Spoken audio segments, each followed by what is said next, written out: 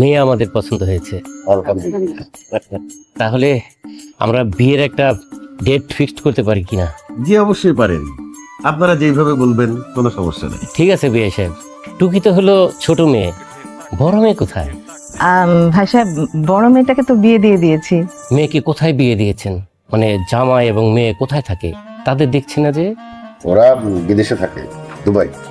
আচ্ছা, মাশাল্লাহ মাশাল্লাহ। ওরা আসবে কবে? কারণ ওরা আসার যে ডেট, ওই ডেট অনুযায়ী তো আমরা মনে করেন বিয়ের ডেটটা ফিক্সড করব। ওদের আসার দরকার নাই, ওদের আসতে অনেক দেরি হবে, ওদের কাগজপত্রের ঝামেলা আছে তো। ওরা ভিডিও কলে দেখেন। আমরা চলে আসছি আব্বা, আসসালামু আলাইকুম। ওয়ালাইকুম আসসালাম। আপনি? আমি এই বাড়ির বড় জামাই, আমার বউ তানি এই বাড়ির বড় মেয়ে। আমার শালিকার বিয়ের কথা শুনে আমরা থাকতে পারলাম না, চলে আসলাম তাড়াতাড়ি করে। দুবাই থেকে এত তাড়াতাড়ি চলে আসলো বাবা? বাহ, বেশ ভালো বেশ ভালো। জি জি, ওই যে কালকে রাতে বিয়ের কথা শুনলাম তো, তাই সকালবেলা একদম উড়ে চলে আসছি। এখন আমি থেকে আমার একমাত্র শালিকার বিয়ে দেবো ধুমধাম করে, কথা দিলাম। বাহ বাহ বাহ বাহ, এ তো বড় জামের মতো কথা। বিয়া সাহেব, তাহলে আমরা আগামী মাসের 27 তারিখ বিয়েটা ফিক্সড করে ফেলি। হ্যাঁ ঠিক আছে। এর মাঝে তো আমাদের টুকি মেয়েরও পরীক্ষা শেষ হয়ে যাবে। জি জি জি, আমাদের কোনো অসুবিধা নেই। তাহলে বিয়া সাহেব আজ আসি তাহলে। আরে কি বলেন, ডাল ভাত খেয়ে যান। না না, আজ খাবো না, জরুরি কাজ আছে। বরং আপনার মেয়ে জামাইকে ভালোভাবে আপ্যায়ন করেন, অনেক দূর থেকে এসেছে। নিঃসন্দেহে তুই ঠিক কথা বলেছিস। ঠিক বলছেন তাও সাহেব। আসি তাহলে। জি, আসসালামু আলাইকুম। চলো। ওয়ালাইকুম আসসালাম। আসসালামু আলাইকুম। জি। দেখলেন আব্বা, আপনার ছোট মেয়ের বিয়েটা কিভাবে আমি এসে বাঁচাই দিলাম। আরেকটু হলেই তো বিয়েটা ঝুলে গেছিল। বিয়ের খবর তোমাদেরকে কে দিছে? আর তুমি কোন সাহসে আমার বাড়িতে ঢুকছো? আব্বা, আমি ছোটবেলা থেকে একটু সাহসী, এই জন্য আপনার মতো প্রতাপশালী বাপের মেয়েকে ভাগায় নিয়ে বিয়ে করছি। আম্মা, মিষ্টিগুলো ধরেন, সালাম করবো। ভালো আছেন আম্মা? কাছাকাছি করতেছো কেন? আব্বাকে সালাম করতে হবে? করবো তো। তোমার আব্বাকেও সালাম করতে পারি, কিন্তু তার আগে আমার এই উপহারটা গ্রহণ করতে হবে। আব্বা, এই যাও। যাক, তোমার আব্বাকে জুতা দিতে পেরে আমার খুব ভালো লাগতেছে। দেখছো, আমার মেয়েরে ভাগাই নিয়ে গিয়া একবার আমারে অপমান করছে, আবার আমার বাড়িতে প্রথমবার আইসা আমার জুতা দিয়া আমার অপমান করলো। আব্বা, আপনাকে অপমান করার ইচ্ছা থাকলে ছিঁড়া ফেরা জুতা দিতাম। আমার ইন্টেনশন আপনাকে সম্মান দেয়া, এই জন্য ব্র্যান্ড নিউ জুতা নিয়ে আসছি। জিনিসটাকে পজিটিভলি দেখেন, এটা ভালোবাসা, অপমান না। পরে না আব্বা, দেখেন লাগে কিনা। আরে পড়ো না, এত করে যখন বলছে দাও দাও খুলে দিচ্ছি।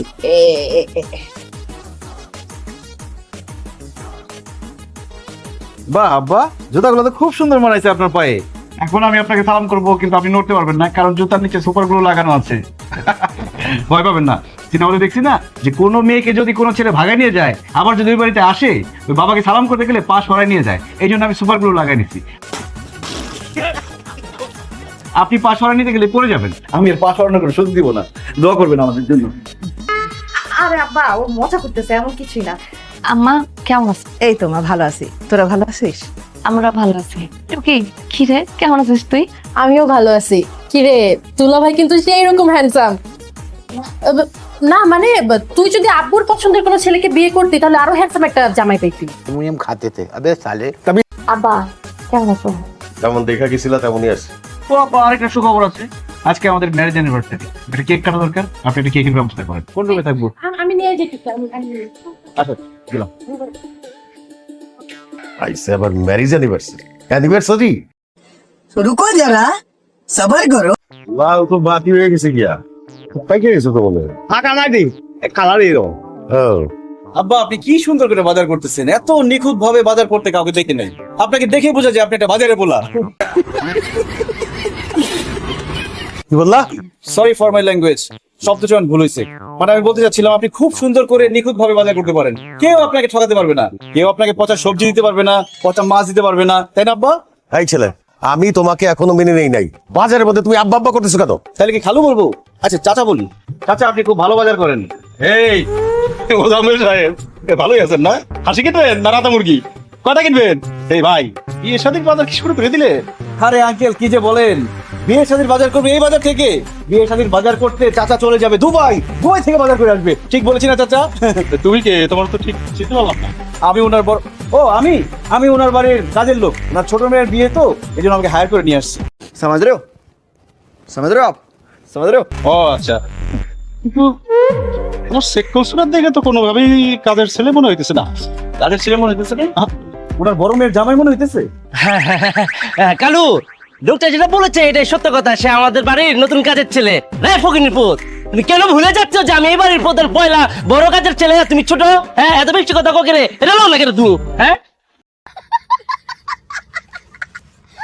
তুমি থাকতে আমি কেন রাখবো? আমি তুমি এই ধরনের কারবার করতে যাবে না। তুমি ভুলে যাচ্ছ কেন? তুমি আমার উপর কোনো কথা বলতে পারবে না, ঠিক আছে? কাজের ছেলে, ফকিনীর ছেলে। কাকা এবার প্রমাণ পেয়েছেন, বিশেষ হয়েছে যে সে আমাদের বাড়ির কাজের ছেলে। আসলে হয়েছে কি, তাকে দেখতে অনেক সুন্দর স্মার্ট হিরোদের মতো লাগে, কিন্তু সে আগাটুকুর একটা ফকিনীর ছেলে, কাজের ছেলে।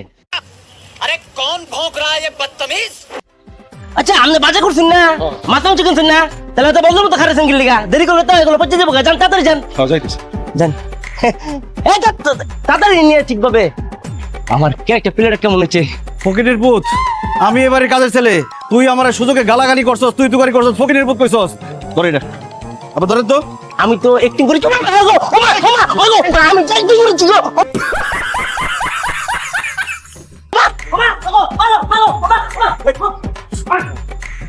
এই এই এখন বাজার কে নিবে?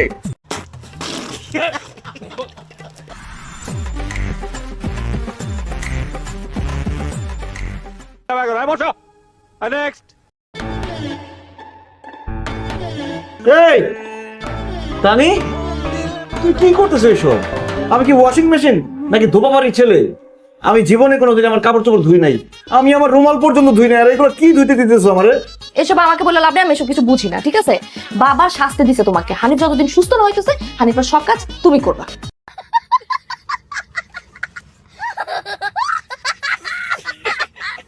আমার এই বিপদ থেকে উদ্ধার করো। আচ্ছা ঠিক আছে, তুমি কাপড় চোপড় ধো, মেলার ব্যবস্থা আমি করে দিতেছি, ঠিক আছে? তাড়াতাড়ি করো।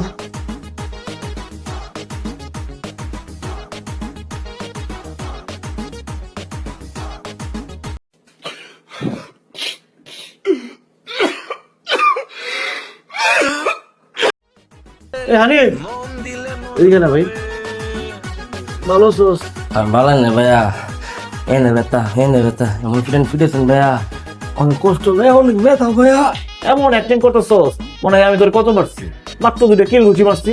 তোর অ্যাক্টিং দেখলে জেমস ক্যামেরন তার সিনেমাতে নিয়ে নিত।